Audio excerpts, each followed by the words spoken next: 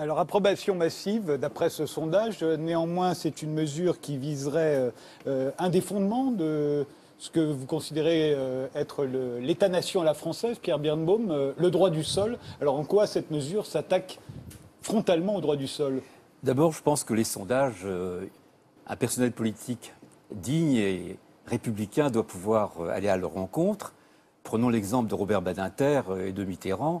Les sondages à l'époque étaient totalement hostiles à l'abolition de la peine de mort, et elle a quand même été abolie.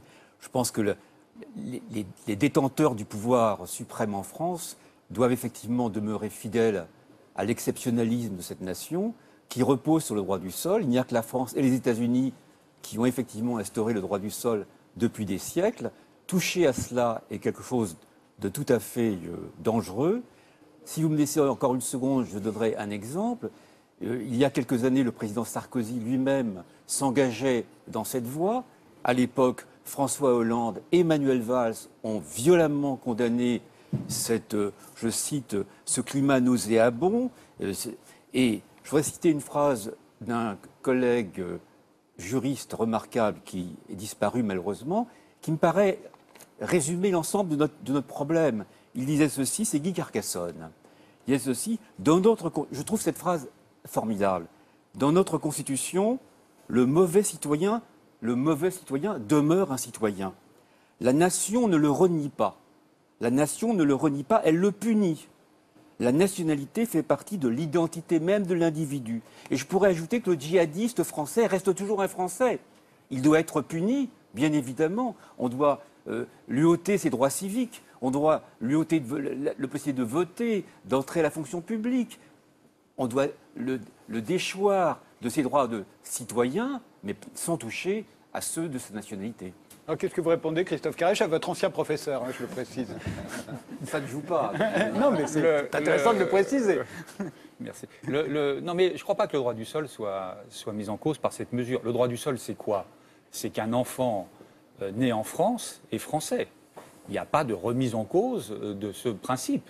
Et la déchéance de nationalité ne remet pas en cause ce principe. J'ajoute que la déchéance de nationalité est déjà dans notre législation, puisqu'il est possible de déchoir aujourd'hui un Français de sa nationalité dès lors qu'il s'agit d'un Français qui a acquis la nationalité. C'est en cas de naturalisation. On oui, peut vous enlever la nationalité. Par acquisition. Mais pour l'instant, vous ne pouvez pas pour quelqu'un qui est né français. Non, mais je veux dire, oui, mais il est français. Oui. Celui qui a acquis la nationalité par acquisition, il est français, une fois qu'il est français. Bon.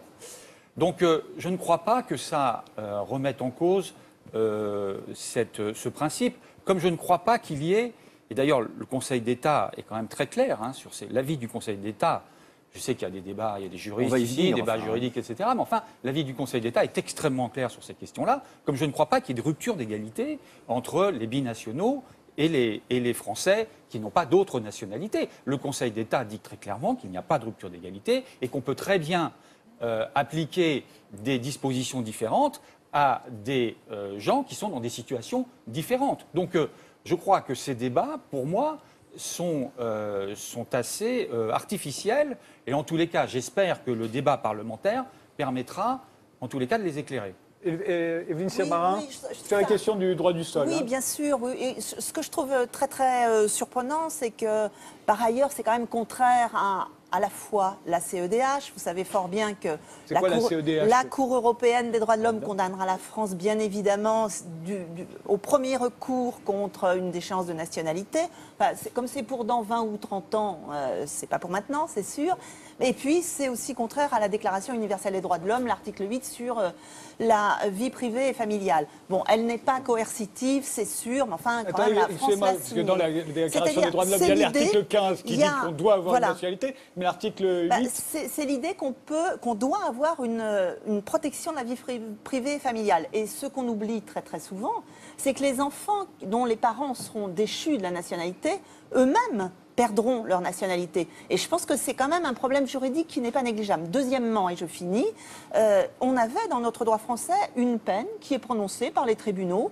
Je ne vois pas en quoi il y a besoin d'innover avec une déchéance de nationalité pour les terroristes. Il y a la peine de la privation des droits civils, politiques et familiaux que les tribunaux prononcent. C'est le fait qu'en fait, on n'est plus citoyen. On n'a plus le droit de vote, on n'a plus le droit d'être élu, on n'a plus le droit d'être tuteur, etc., etc.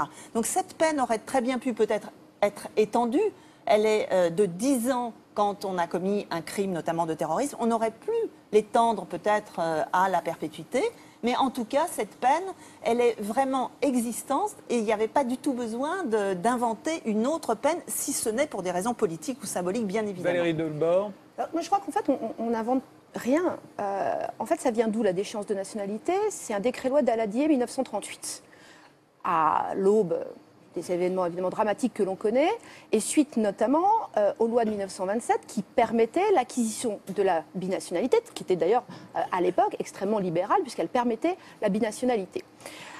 Le général de Gaulle, que vous avez cité, en 1945, lui-même a réintégré dans les ordonnances de 1945 cette possibilité de déchéance. Donc on voit bien qu'il ne faut pas appeler de Gaulle à la rescousse en la matière, parce que lui-même l'a maintenu, considérant que c'était important. Alors qu'il en avait été victime, exactement. Comme on le disait. Aujourd'hui, ça existe dans notre Code civil, article 23, alinéa 7. Ça a été, à plusieurs dizaines de reprises, utilisé.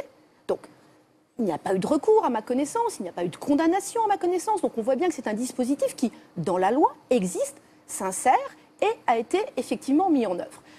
Il convient aujourd'hui de l'étendre au-delà des personnes qui ont acquis la nationalité par la voie de la naturalisation. Bon, c'est notre objectif, et vous l'avez rappelé, Nicolas Sarkozy l'a souhaité dès 2010, le fameux discours de Grenoble, où il a été honni, vous l'avez rappelé, monsieur, par toute une partie de la gauche.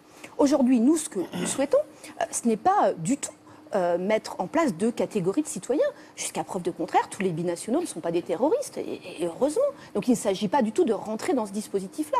C'est juste de dire à l'ensemble des Français, quelqu'un qui prend les armes contre la France, qui tue des Français, qui considère que ce n'est pas ses valeurs, que ce n'est pas son idéal, eh bien, cette personne-là n'a pas la possibilité de se prévaloir de ce que la France peut apporter. Et j'ajoute que nous sommes parfaitement opposés à la patridie, donc quelqu'un qui ne serait pas binational, évidemment, n'aurait pas de déchéance. Donc je crois que les choses sont très claires en la matière. Et sur l'efficacité, je termine. L'efficacité, si j'en crois les statistiques, et si j'en crois le nombre de personnes, je ne fais que reprendre ce qui se dit un petit peu partout, mais qui pourraient être aujourd'hui dans la situation d'être parti faire le djihad, de revenir, on est quand même à plusieurs milliers de personnes. Donc on est très très loin du symbole. Alors juste, je vous donnerai la parole ensuite, Jean-François de La Gannerie, mais ça fait 2 fois qu'on fait allusion à Nicolas Sarkozy en 2010, qui avait voulu réintroduire la déchéance de la nationalité, qui était une proposition du Front National au départ, et c'est vrai que ça avait soulevé un tollé. Alors revoyons, 2010, qu'est-ce qui s'était passé? Nous allons